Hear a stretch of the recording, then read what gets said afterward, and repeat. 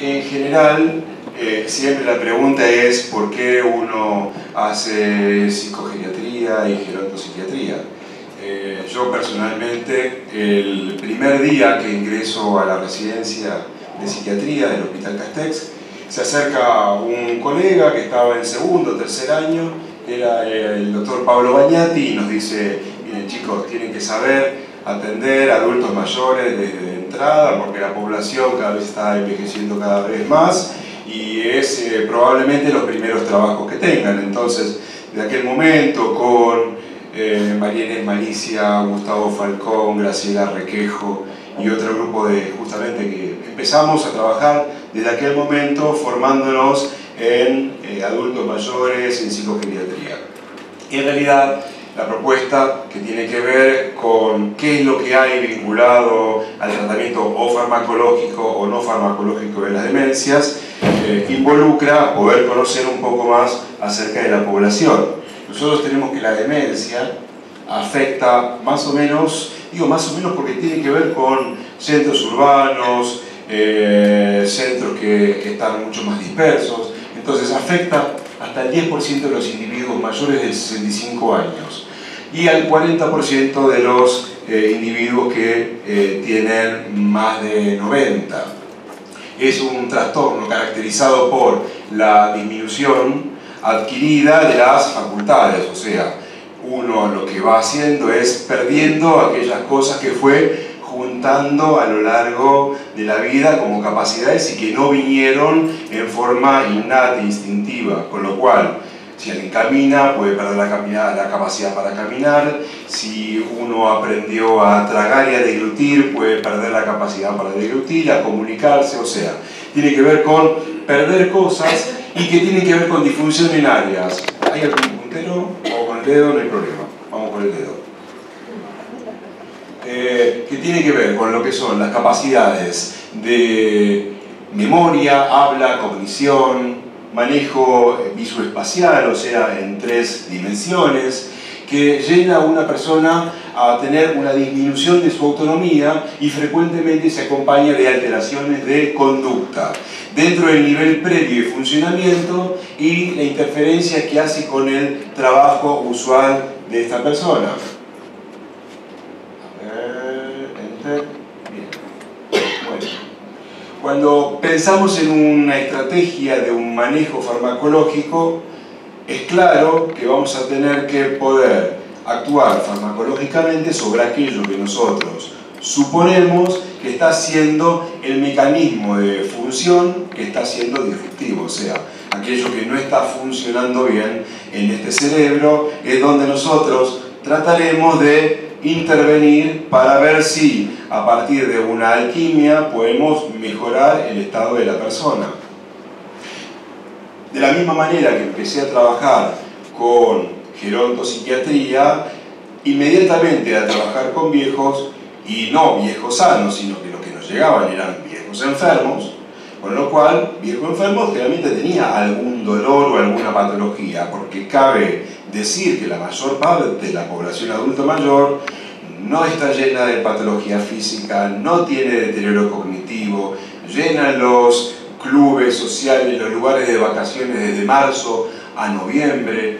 Siempre me acuerdo de esa imagen de la película Stano Tutti Bene, donde llevan a los señores a los lugares donde no eran poblados por la población más joven. Entonces, el recorte de la población que nosotros tenemos en instituciones geriátricas y psiquiátricas con patología, conviven más de 5 patologías a la vez. Con lo cual, luego comencé a ver que lo que convivían nuestros pacientes era con dolor. Dolor de todo tipo, dolor agudo, dolor crónico. Y lo curioso era que en estudios que se realizaban cuando un paciente se quejaba por algo que le dolía, del 100% de la población que le dolía algo, consultaba el 6%. Y al año, la mitad de los pacientes seguían teniendo exactamente el mismo problema, por estas cuestiones de prejuicio de si sos viejo, algo te tiene que doler, algo te tiene que pasar, entonces era asimilado como un prejuicio propio negativo de algo que se debe de tener porque uno está viejo. Con lo cual, en realidad, a partir de trabajar con dolor crónico, terminé de una forma extraña, todavía no lo comprendo, siendo el presidente de la Asociación Argentina para el Estudio del Dolor. Porque con este dicho famoso que dice que no hay sábado sin sol, ni niña sin amor, ni vieja sin dolor, bueno, coincidían muchas de las cosas por las cuales yo entonces empecé a trabajar con gerontopsiquiatría y con dolor. Entonces, tenemos primero lo etiopatogénico, o sea, qué está en juego, qué está lastimado, qué mecanismo sucede en la mayor parte de las demencias de prevalencia, que son las enfermedades de Alzheimer. Y la enfermedad de Alzheimer en lo que predomina es que un sistema de conexión de una neurona a otra se ve intoxicado, se ve asfixiado por una sustancia que se llama sustancia beta-amiloide. Esa sustancia lo que hace es, empieza a provocar fallas de comunicación de una neurona a otra. Todos los ensayos clínicos intentan en este momento ver si, limpiando toda esa sustancia que está rodeando la comunicación de esas dos neuronas, puede restablecerse la comunicación en las mismas. Todavía esto no está sucediendo. Dos proteínas involucradas se llaman amiloide y proteína tau. Esas proteínas entonces se está tratando de armar vacunas para que vayan y remuevan una sustancia u otra. Todavía estas cosas que son provisorias no dan los resultados esperados. ¿Por qué? Porque esas mismas proteínas conforman parte de las arterias y entonces, como si fuese una manguera que tiene triple capa, si alguna de las capas de la manguera contiene esa sustancia, beta-amiloide tau, yo le mando un removedor de eso y lo que me hace es me remueve de más, lo que empieza a pasar es que se me empiezan a romper las arterias y empiezan a haber muchos problemas circulatorios. Esto es lo que viene sucediendo en la mayor parte de los ensayos vinculados a vacunas para enfermedad de Alzheimer. Entonces, lo que tenemos muchas veces son las consecuencias de los síntomas que tiene un paciente por tener este tipo de patología, a lo cual lo vamos a llamar trastornos de conducta en las demencias. Trastornos de la conducta en las demencias, entonces, incide sobre los síntomas psicológicos y de conducta, como son trastornos psicóticos, trastornos de conducta y trastornos afectivos. Es claro que problemas de memoria van a ser uno de los principales problemas, pero no el único. No sé si ustedes recuerdan un término que se usó en una época que decía que había una pseudodemencia depresiva. Es un nombre totalmente fallido, pero todavía uno ve que la gente lo sigue usando. ¿Por qué pseudodemencia? Porque había pacientes que empezaban a mostrar que fallaban cognitivamente, no rendían, pero en otras áreas sí funcionaba bien. Entonces era más una bolsa de gatos, una colección de síntomas, más que un síndrome. Estas pseudodemencias depresivas en realidad eran las formas de presentación de una depresión. Esta depresión, lo que sucedía es que en pleno auge de su depresión, a la persona no le daba la cabeza para poder razonar adecuadamente. Pasa algo parecido, no sé si han escuchado el término fibra-fog. Digo fibro-fog, vinculado dolor, está la fibromialgia, de lo que son los llamados síndromes sensitivos centrales, que son aquellos síndromes que no tienen paraclínica. ¿A qué llamamos paraclínica? Vamos a llamarlo a los métodos diagnósticos que me permiten confirmar, ratificar o descartar un diagnóstico. Digo, para alguien que tiene fibromialgia, ¿qué estudio clínico le puedo hacer? ¿Qué estudio de sangre le puedo hacer? ¿En dónde me aparece que el paciente dice, acá tengo fibromialgia? Hasta hace poco tiempo no sucedía con Alzheimer, por ejemplo. Con Alzheimer sí ahora tenemos lo que llamamos el print, la huella. ¿Cuál es una huella típica de una enfermedad de Alzheimer? Si yo tengo diseminado por todo mi cerebro beta-amiloide, no lo tengo en el líquido cefalorraquídeo. Entonces tengo un líquido cefalorraquídeo sin beta-amiloide. ¿Por qué? Porque lo tengo sembrado por todo el cerebro. Cuando hago un estudio funcional que me mide por dónde está disperso el amiloide con una resonancia magnética o una tomografía computada que va y ve específicamente dónde está, voy a ver muchas partes del cerebro sembradas con esa sustancia. Y a su vez tengo falla cognitiva. Eso no sucede con los síndromes sensitivos centrales. No sucede con la fibromialgia, no sucede con la fatiga crónica, con el intestino irritable, con el síndrome de piernas inquietas, con la disforia premenstrual, con la sensibilidad química múltiple, con la síndrome de la articulación temporomandibular, con la neuralgia no trigeminal. O sea, son todas cosas que vamos a tener que ir clínicamente. Dentro de esa clínica hay algo que se llama fibrofog o la nube de la fibromialgia. La nube no es donde llevamos todos los datos de internet, sino es esa persona que en el día que le hacemos esa evaluación cognitiva va a dar como que tiene deterioro cognitivo, va a dar como que tiene una demencia y probablemente lo puede dar en una persona de 20, 30, 40, 50 años. Entonces, ¿qué formas podrían tomar las demencias que tienen asociado un problema de estado de ánimo? Depresión, que se expresa como demencia, la famosa pseudodemencia depresiva. Exploración sin déficit intelectual. Después, síndrome demencial de la depresión.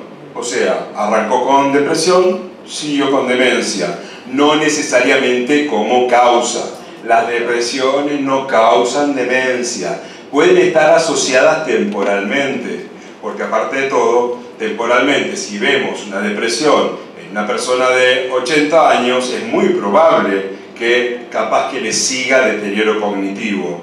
Pero ni los trastornos de ansiedad ni la depresión son promotoras ni provocan demencia. Porque muchas veces nuestra excusa para que un paciente siga un tratamiento, o tal vez lo decíamos convencidos, es: no deje el tratamiento antidepresivo, que probablemente lo tenga que tomar de por vida o hasta la próxima reencarnación, porque si no, no solamente le va a costar más salir adelante, sino que tal vez después tenga deterioro cognitivo. Bueno, no está demostrado esto. Después, pseudodepresión. Vemos un paciente que parece que está deprimido, pero en realidad tiene un cuadro de deterioro cognitivo. ¿Cuál es el síntoma cardinal de esa situación? La apatía. Entonces, diferenciar entre lo que es depresión y apatía. ¿Por qué? Porque en la apatía parece que el paciente está deprimido, pero está involucrado otro circuito, que es más una cosa más subcortical, más parecida a un Parkinson y la apatía que tiene, que puntualmente a esto. Y aparte de todo, porque todos sabemos que los antidepresivos que muchas veces indicamos generan apatía o generan neglect o negligencia afectiva. El caso del paciente que tiene TOC u obsesiones, que se la pasaba limpiando todo el tiempo, y después vemos que a las 2 semanas, a las 3 semanas al mes, dicen: no, mirá qué bien que está, al final está dejando los platos sin lavar, los platos sin ordenar, la casa sin levantar, la cama sin tender. Y el paciente dice: ¿qué tal está? Sí, bueno, sí, como me tomo una y había un famoso dicho de un humorista, ¿no? Me resbala, me chupa, me genera todo esto. Y finalmente, la mala suerte total, que es tener demencia y tener depresión. Alguien puede tener ambas cosas sin ningún problema. ¿Qué es lo que sucede? Que los trastornos de conducta son verdaderamente lo que lleva a nuestros pacientes a lo que son las institucionalizaciones. Digamos, un paciente que no tiene trastornos de conducta muy rara vez sea internado porque olvida algo. Digamos, si olvidó la llave, o la familia puede consultar porque olvidó el gas abierto, no va a ser motivo de consulta. Pero si este paciente va, viene, caminando por todos lados, probablemente sí sea un motivo de vivimos en dos ambientes, somos 8 personas y el abuelo está dando vuelta todo el día, no lo podemos tener en casa. Entonces, esto que vamos a llamar después wandering, que es la marcha errática no propositiva o vagabundeo, probablemente sí lleve a un paciente a la internación. Los síntomas comunicados con mayor frecuencia al momento de la admisión en los geriátricos son trastornos del sueño.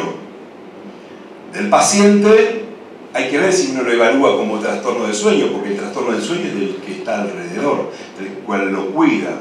¿Recuerdan el famoso libro de autoayuda o de ayuda, que es un día de 36 horas? ¿Por qué es un día de 36 horas? Porque nuestro ritmo circadiano en un free running, o sea, libre de los set giver, o sea, los brindadores del pulso del ritmo circadiano, que son luz y movimiento, más envejecimiento del sistema, uno en realidad debería dormir cada 36 horas, cosa imposible de ser sostenido en cualquier casa. Los síntomas psicóticos, síntomas, no psicosis, la agitación, el vagabundeo, wandering, la ansiedad y la depresión, entonces son considerados los síntomas de trastornos de conducta en la demencia. Si quieren pararme y hacerme alguna pregunta, lo pueden hacer, no se la voy a responder. No, sí, por favor. A ver, entonces, ideas de prejuicio, o sea, ideas de delirantes. Personas roban cosas, ¿sí?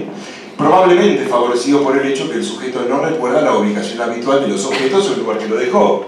Es la plata en general, o dónde dejé las cosas. Y si estás vos delante, fuiste vos que me lo sacó. Con lo cual, ¿cómo me lo vas a decir a mí? Con lo cual, lo que empieza a suceder es una situación de molestia y ofensa moral por parte del cuidador, sea formal o informal, porque es acusado de algo que él no hizo. Y entonces dice, yo no puedo estar si me están acusando de esto.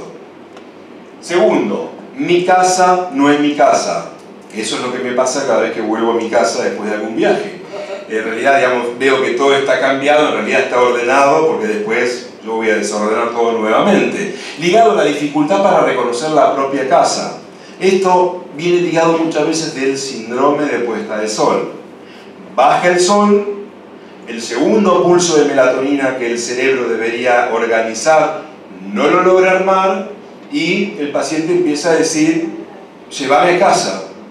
Y entonces es ahí muchas veces donde la gente pide un remedio para esto. Los remedios realmente muy rara vez hacen efecto, con lo cual vamos a tener estrategias para poder hacer esto. El cónyuge, vamos en la misma línea de la anterior. El cónyuge o cuidador es un impostor, ¿sí? Me está engañando. Es la interpretación delirante de un falso reconocimiento. A ver, digamos, quien sigue estando en pareja después de 40 años o tal vez más, probablemente si tiene un problema de memoria y se levanta a la mañana y ve al esposo o a la esposa, ¿a quién espera encontrar? ¿Al viejo que está al lado o al joven o joven que he conocido antes? Exacto. Entonces, hubo un señor que estuvo todo el día en casa, que me estuvo siendo amable, que me sirvió la comida, que me acompañó, que me llevó a la cama y finalmente me está queriendo tocar. Y llama por teléfono al hijo y dice, acá hay alguien que está me quiere tocar y yo no sé quién es este señor. Y este señor es el marido que envejeció con la señora. No es reconocido como tal.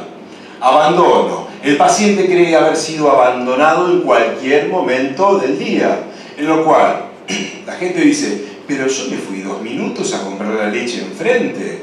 2 minutos no te puedo dejar solo. Bueno, ¿cuánto es 2 minutos para un paciente que tiene deterioro cognitivo? ¿1 año? ¿Una vida? Digamos, ¿dónde se puede perder un paciente? Se puede perder en el baño. Entró en el baño. ¿Para dónde abren las puertas de los baños argentinos? ¿Entrando del baño o saliendo del baño? Entonces, es entrando al baño. Cuando uno quiere salir, entonces el paciente empieza a empujar y queda trabado, o en la mayor de las desgracias, que cuando alguien cae en el baño y queda fracturado y no puede salir, no tiene la manera porque queda trabado de salir. Entonces, esa situación genera una desesperación y un ruido tal que hace que llamen a la urgencia, algo hay que darle. Infidelidad por parte del cónyuge o otro cuidador. Esto no es posible, las infidelidades nunca existen ni sucederán. Lo mismo que veíamos como el cónyuge es un impostor. Vamos a la siguiente. Alucinaciones. Estos son todos síntomas, porque si la situación del delirio o de la construcción delirante es una sistematización, ¿no? Digamos, delirio sistematizado, no es suelto y aislado. Cuando son síntomas que pertenecen a esto, no es un motivo directo para ser medicadas.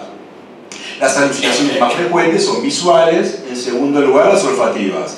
Siempre que hay olfativas, tengan en cuenta que hay mucha carga orgánica o mucha carga tóxica. Igual, parte de donde comienza muchas veces el deterioro cognitivo tiene que ver con el bulbo olfatorio y la parte del gusto. Están como en el piso del cerebro, limitando para la parte de atrás. Entonces, muchos pacientes, los primeros síntomas que nos traen es: no le siento el gusto a las comidas, o no le siento el olor a las comidas. Es como si fuese una apraxia del gusto. No lo identifico, no lo siento. La aparición de gustatorios y táctiles, situaciones comórbidas, asociación entre alucinaciones visuales y el sistema visual. Muchas veces viene el paciente a verlos. Nosotros, en el consultorio y en la oficina, ¿en qué parte nos situamos cuando hacemos la historia clínica? ¿Donde tenemos nosotros más luz o donde tiene el paciente más luz? Nosotros. Nos olvidamos del paciente. Entonces, nos ponemos, la luz nos da probablemente acá para que nos ilumine el papel. Tenemos como una especie de aureola tipo ET que nos ilumina al costado, y el paciente viene con el anteojo probablemente puesto así, con cinta scotch, muy sucio, con su problema de glaucoma, de presbicia, con este anteojo, y nosotros nos ponemos de ese lugar. Ese mismo paciente que no ve, entonces tampoco escucha bien, porque tiene el tapón de cera, la presbiacusia, no escucha o tono agudo o tono grave. Y si todavía arrastramos algún sesgo de psicoanálisis, miramos para nuestro papel y le decimos hable.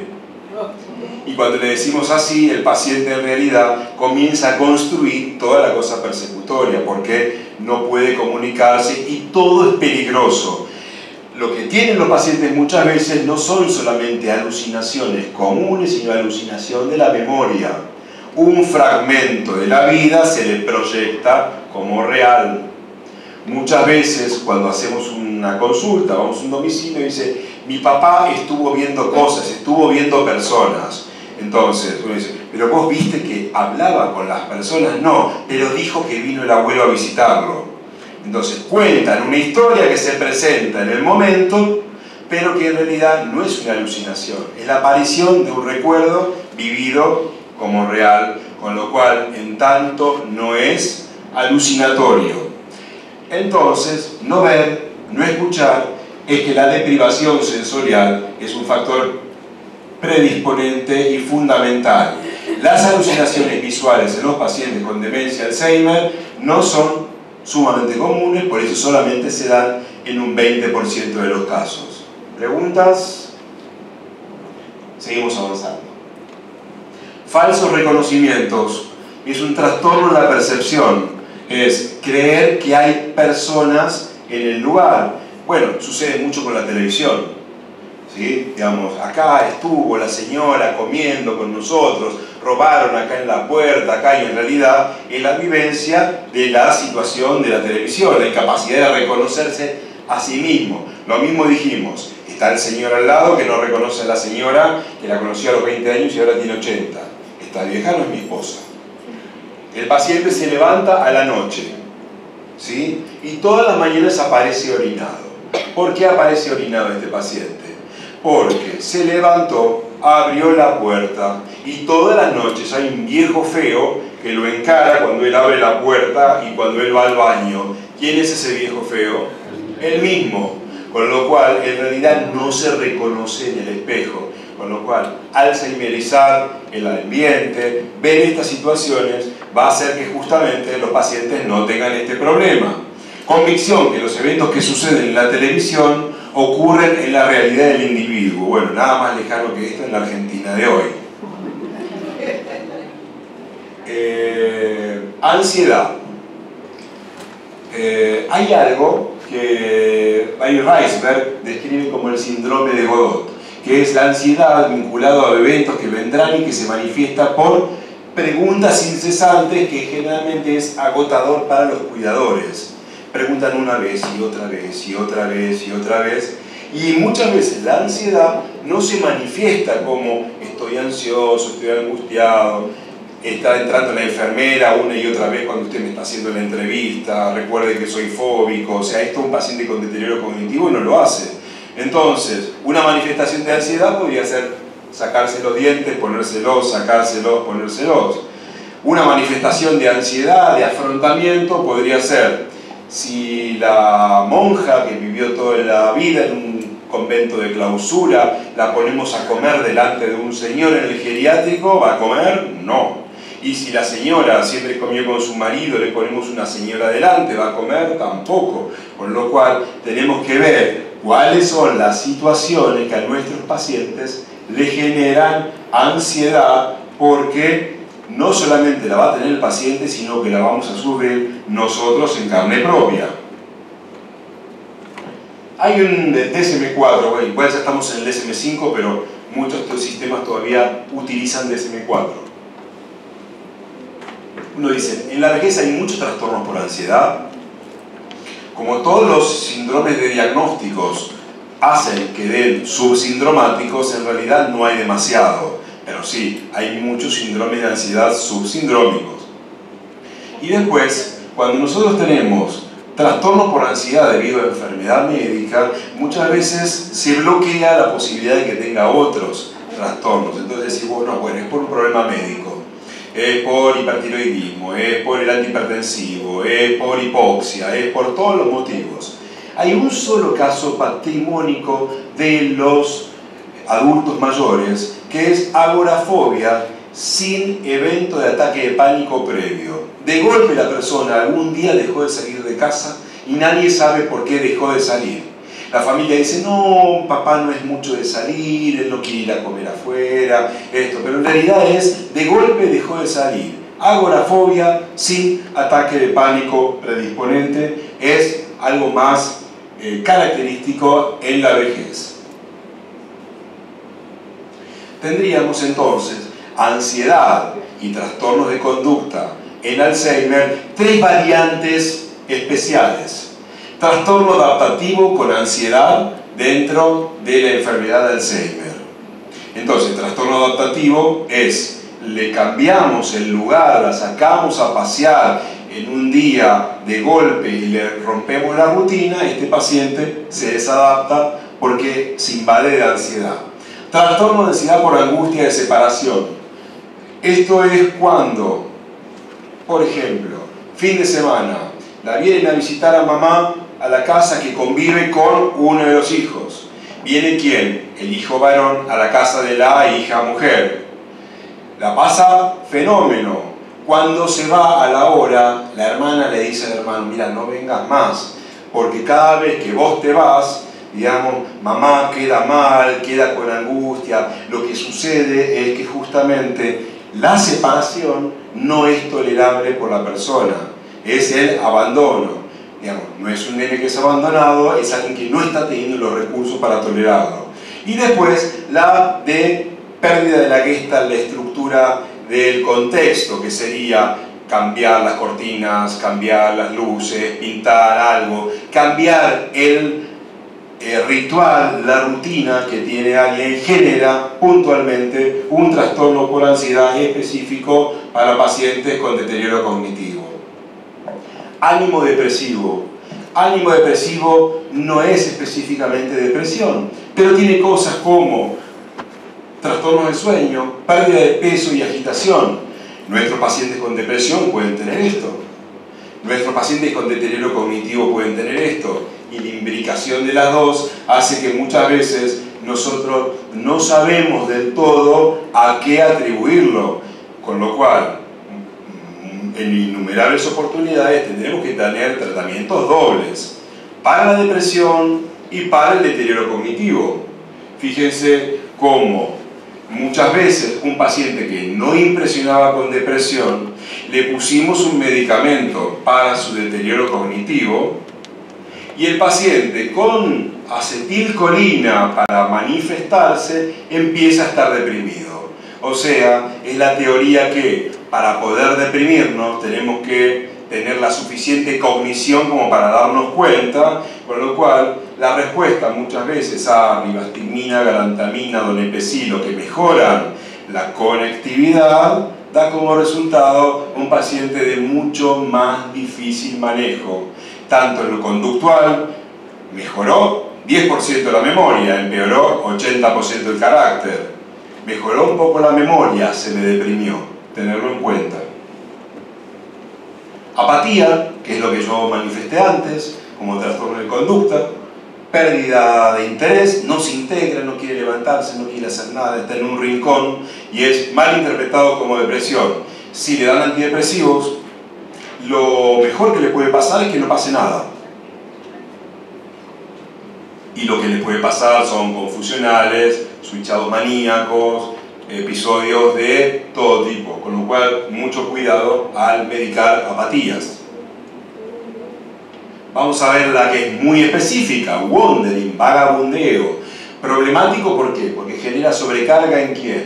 En los cuidadores. Es en realidad el gran problema. ¿Cómo hacemos para que va, viene, y no para, y va, y come y baja de peso, o no come, o no toma agua, y no duerme, y no descansa, y tiene problemas en los pies, y se le hinchan los pies, y debería descansar? Pobre hombre, ¿cómo no va a descansar? Pero en realidad lo que sucede es que va agotando al entorno, y a veces sí también provoca un edema en miembros inferiores, provocando todo lo que provoca la deambulación tipo compulsiva.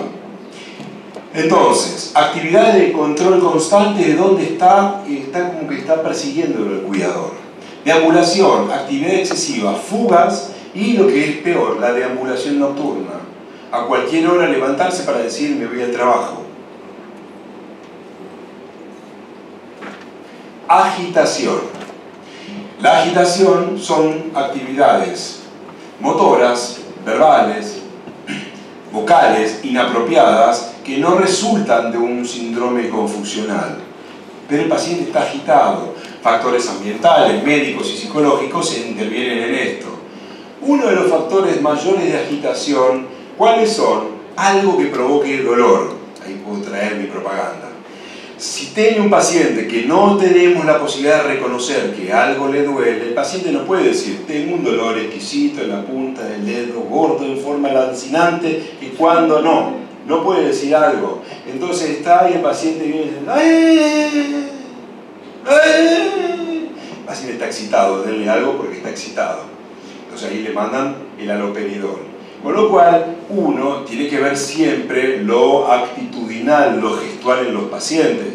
Si un paciente viene arrastrando el pie, probablemente algo le duele.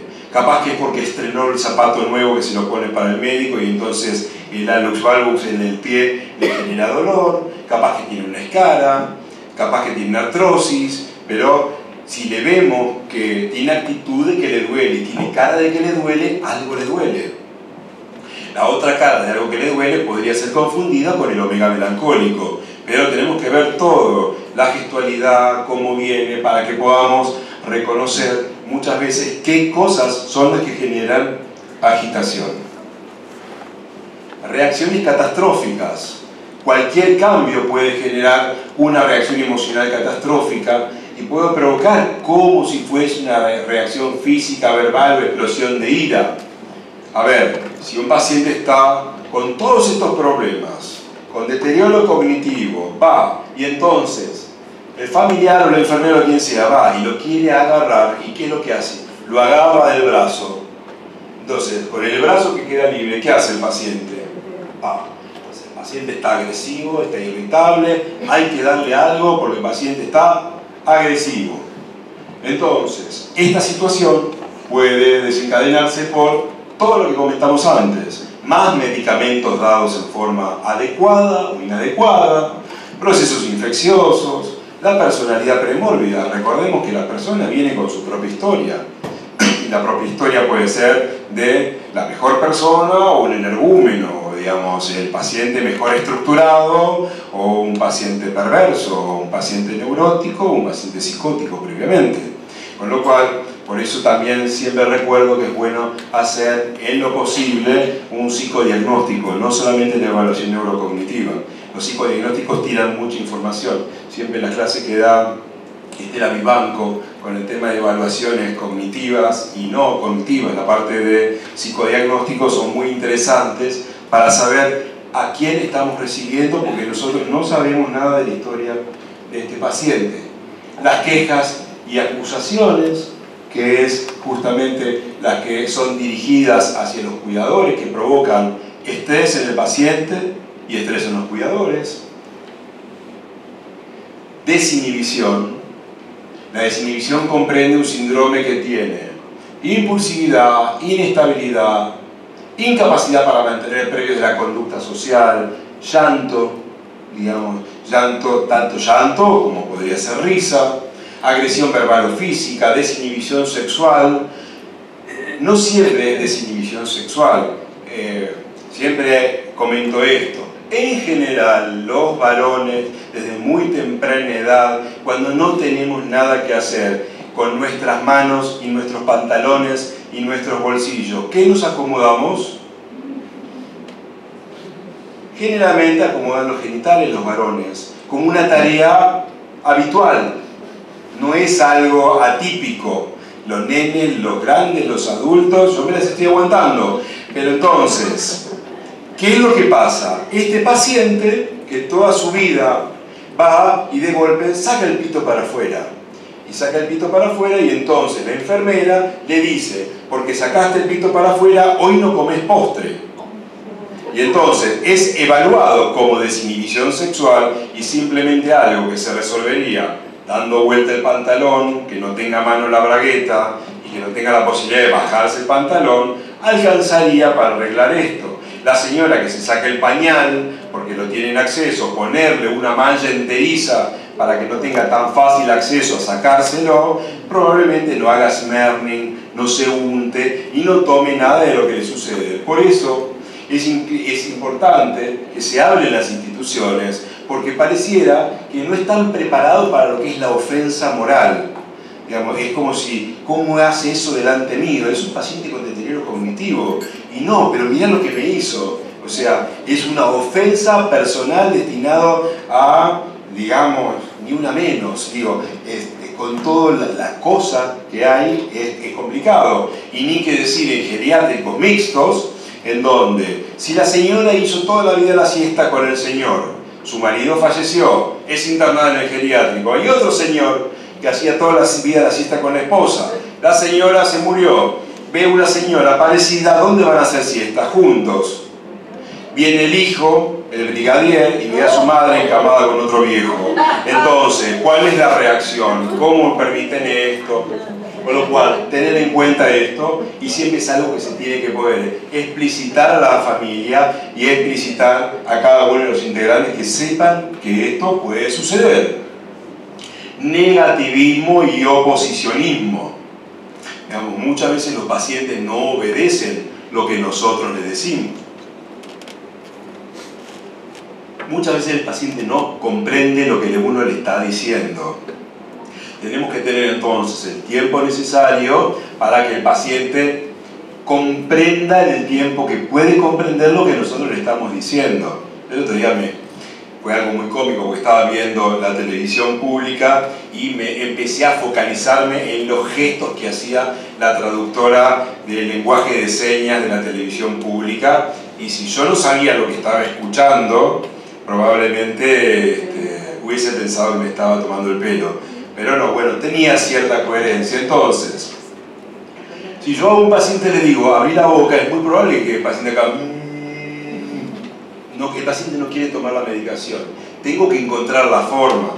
Evidentemente, esto que parece una novedad en un centro de día es con lo que se trabaja todos los días, pero lo que para nosotros es obvio, para la mayor parte de las personas no lo es. Se establecen entonces rutinas de remedio, rutinas de comida, rutinas de movimiento. Las rutinas estabilizan a los pacientes y a las familias. La misma hora, el mismo vaticanal, toda la misma hora, estructurado, porque se lo cambiamos, y la memoria y la rutina es como una biblioteca. Los papeles de arriba son los que se caen primero, porque son los últimos que pusimos, por eso lo que estaba más abajo estaba más asentado como evento de memoria. Y si la asentamos a la rutina, hacemos así. Los trastornos de conducta en las demencias generan más mortalidad. No es que son inocentes. Digo, estas personas que les pasa todo esto que yo les dije, son los que más se internan en agudo y más se mueren por las situaciones asociadas, versus los que no. Es importante cómo vamos a consignar en la historia clínica una indicación.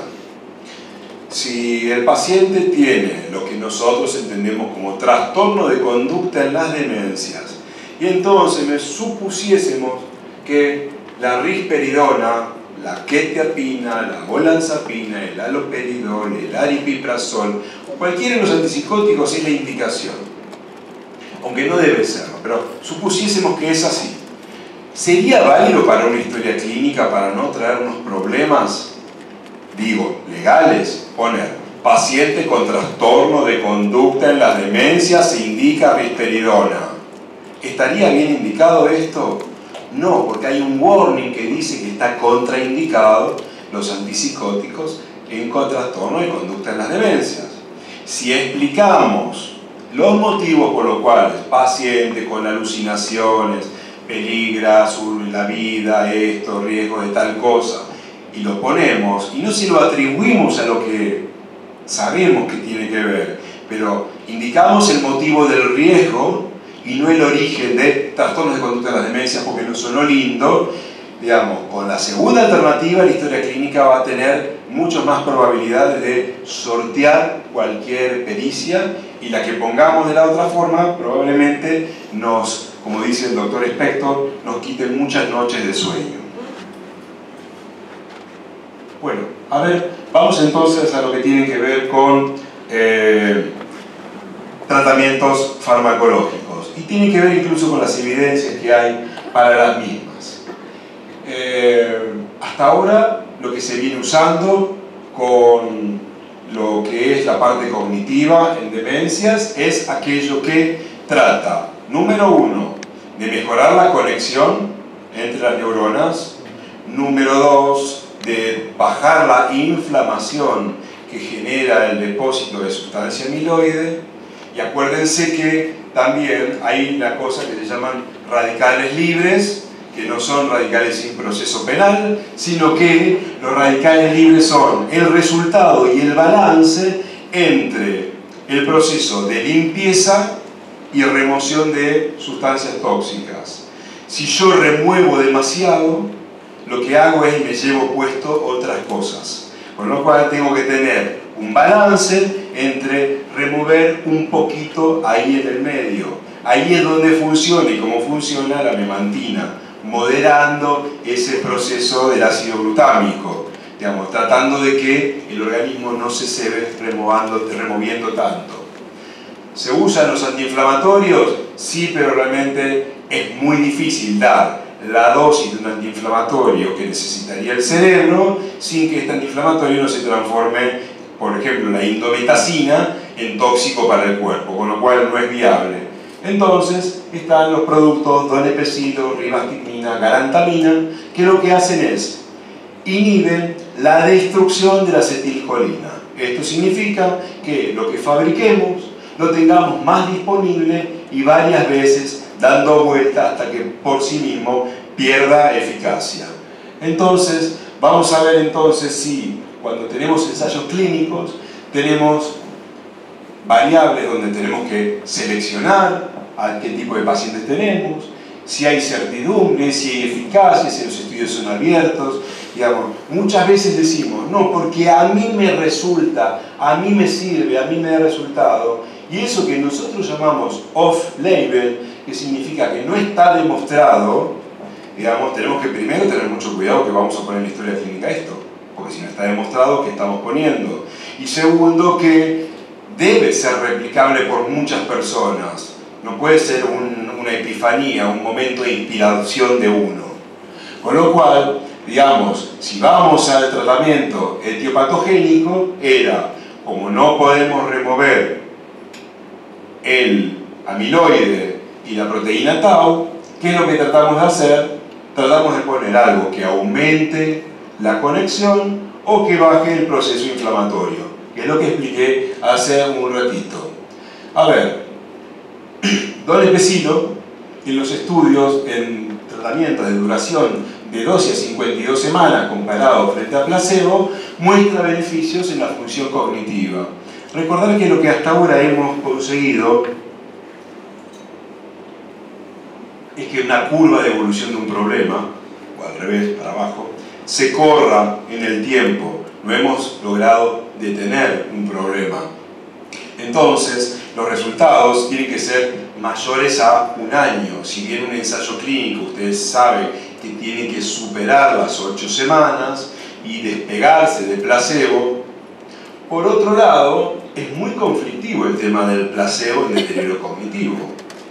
Porque, digamos, una de las características para que un placebo sea potente es que el paciente pueda detectarlo como justamente como placebo, como que está siendo sometido a un tratamiento. Y en deterioro cognitivo, en dolor y en patología, ¿cómo hacemos para hacer pesar el efecto placebo en un paciente? Con lo cual, casi es como que tenemos que prescindir del efecto placebo. Vamos a lo que es galantamina, también tiene un efecto parecido. Una mayor proporción de personas que toman galantamina comparada con aquellas que tomaron placebo mejoraron y permanecieron estables después de 3 a 6 meses. Vamos a lo que es ribastigmina, también con mecanismos de acción parecidos. La ribastigmina a dosis baja muestra un beneficio significativo sobre la escala de impresión clínica, con todos estudios corroborados, ¿sí? Vamos a memantina, que a pesar del beneficio que se observó en esas semanas, no se observan diferencias estadísticamente significativos con el tema de placebo.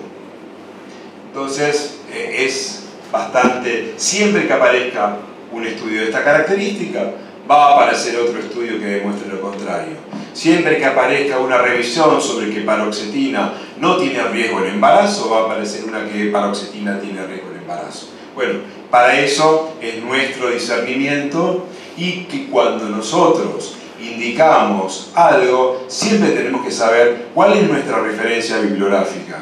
Digamos, ¿en base a qué lo estás dando? Y no en base a me parece.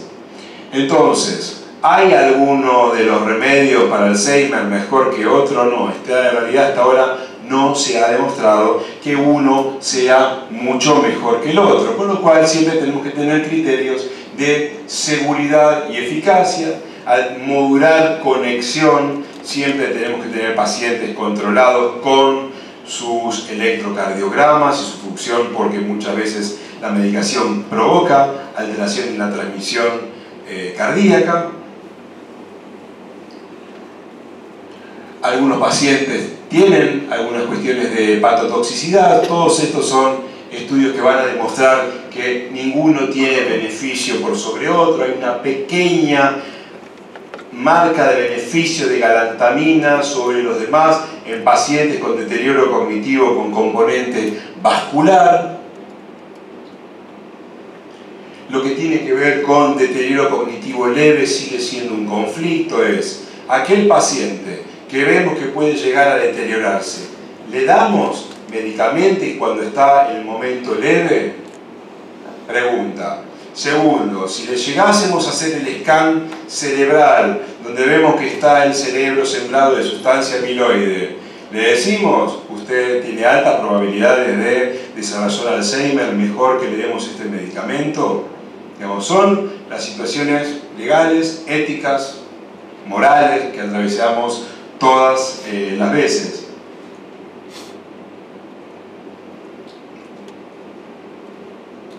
Vamos a ver, quiero ver algo.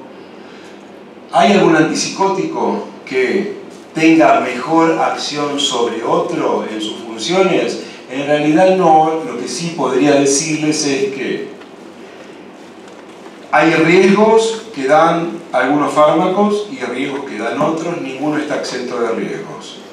Risperidona da mucho más temblores y parkinsonismo que quetiapina y que olanzapina.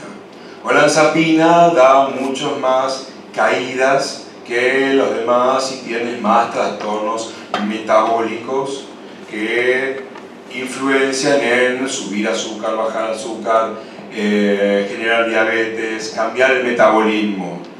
Quetiapina tiene menos trastornos, se prendió la compu de vuelta, tiene menos trastornos motrices, pero por otro lado no tiene las respuestas lineales que tienen olanzapina y que tiene risperidona. Generalmente, cuando alguien dice, no, yo voy a darle 2,5 de olanzapina, sabe más o menos que va a conseguir. Ahora, si uno dice, le voy a dar 25 de quetiapina, no, le voy a dar 37, no, le voy a dar 50, no, le voy a dar 100. No sé qué pasó, le di 50 y se excitó, le di 100 y no se excitó, pero le di 125. O sea, para estos pacientes, digamos, realmente lo que sucede es que la linealidad en la respuesta, como no son fármacos ideados y armados para el deterioro cognitivo, es compleja.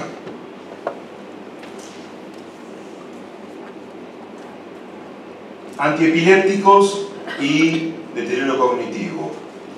¿Son válidos? En realidad, antiepilépticos se indican con más frecuencia cuando logramos identificar lesiones que tengan algún ruido eléctrico en el cerebro que el antiepiléptico permita mejorar la función cognitiva. Ejemplo, problemas vasculares. Si con los problemas vasculares que generan irritabilidad cortical podemos dar un antiepiléptico, probablemente me mejore la parte cognitiva.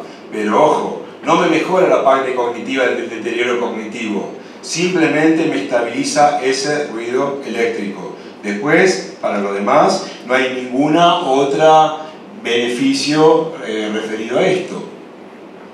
Vamos llegando, papá. Antidepresivos. Los antidepresivos son buenos si el paciente tiene un cuadro depresivo asociado.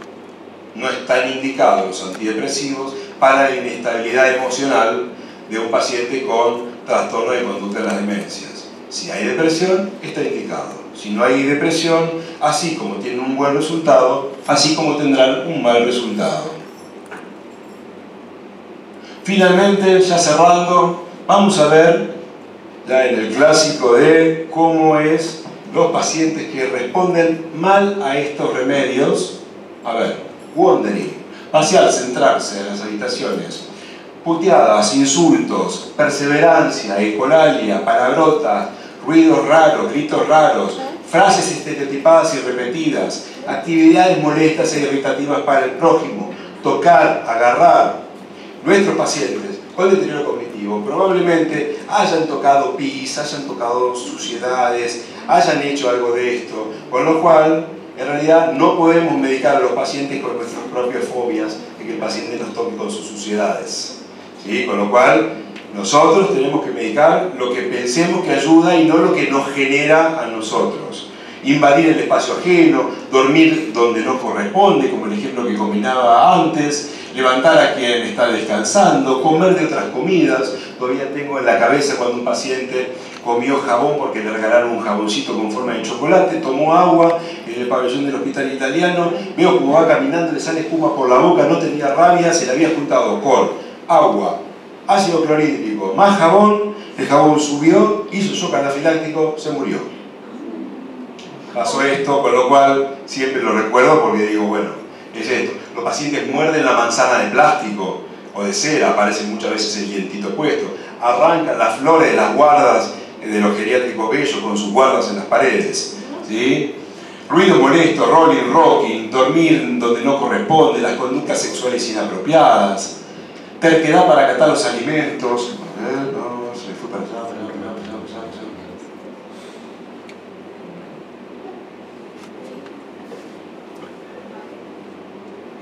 Perdón. oposicionismo y negativismo, las lesiones de autorrascado, que son tan frecuentes con los pacientes acá, cuando tienen un tic, vale más un mitón de algodón que tratar de dar una medicación o cortar las uñas. Apropiarse de cosas ajenas, el doctor Chapatín con la bolsita que se lleva todas las cosas a todos lados, evidentemente eso no es medicable. Robar, acumular, comer cosas no comestibles, untarse con la orina, con las heces, escupir en cualquier lado, sacarse las prótesis, vestimenta inapropiada, poner a otros en lugares peligrosos, empujar a la gente de la silla de ruedas, tirarse, aislarse. Todo cuando no sea correspondiente a un síndrome completo, ¿sí? Y entonces recordemos que la edad no es contraindicación para el uso del psicofármaco. El efecto placebo siempre es mayor en los viejos. Sin deterioro cognitivo, con deterioro cognitivo se anula. ¿Quién tiene la razón? Hay de todo para usar. Digamos, tienen toda la farmacopea, establecer objetivos terapéuticos claros, ¿sí? Usar siempre estrategias farmacológicas, las no farmacológicas, tomar la historia clínica, la favorable y la no desfavorable. Si el paciente le dice que con medio comprimido de anafranil todos los sábados son de bárbaro, si con caldo lo están curando, caldo le siguen dando, no se lo cambian. Toman entonces la favorable y la desfavorable. Si le cae mal algo, se le va a caer mal porque, por más que lo pongan en fórmula magistral. Identificar los efectos adversos, condiciones previas de un fármaco, especificar cada paciente, el ejemplo del paciente vascular que les conté antes, que tenía temblor, que tenía alucinaciones, que estaba ansioso, que estaba agitado, que tenía falla cognitiva. Ese paciente probablemente le ponemos un poquito un antiepiléptico y tiembla menos y tiene menos fallas cognitivas que si le damos el antipsicótico, el antiparkinsoniano que le baja la acetilcolina, le damos algo para la ansiedad. Con lo cual, no parcialicemos ni recortemos a nuestros pacientes. Siempre empezar con la dosis más baja. Evitar todo preparado retal. ¿Por qué? Porque los viejos no toman agua. Y si no toman agua, el preparado retal no se empieza a disolver. Y por sobre todo, no dar nunca preparados osmóticos. Porque los preparados osmóticos necesitan mucho más agua que los preparados retal. Nunca suspender bruscamente un tratamiento, que es lo mismo que intoxicar bruscamente a alguien. Siempre encontrar dos sustancias, si tiene 3 benzodiazepinas, pasar a una. Recordar la farmacocinética que tienen los adultos mayores. Evitar el uso profiláctico de antiparkinsonianos. Cuando empecé psiquiatría, se le daba el antipsicótico con el piperideno y el trixifenidilo. ¿Para qué? Para que el paciente no tiemble. Siempre era como lo que se hacía. En estos pacientes, falla cognitiva. Elegir regímenes simples de administración. Ver quién va a dar el remedio, porque al lado del que tiene el problema está el otro que entre los dos lo hacen uno. Eligen regímenes fáciles de administrar, claros al escribirlos, monitorear con efectividad sédica más baja, cual siempre en realidad nunca lo van a suspender. El antidepresivo y el remedio para el deterioro cognitivo. Suspende el antidepresivo, retrocede el deterioro cognitivo, pierde lo que por lo menos venía sosteniendo. Revisiones periódicas de tratamiento, no siempre terminar esto y recordar que siempre basarse en seguridad, eficacia y lo que menos tenemos que es el sentido común. Muchas gracias.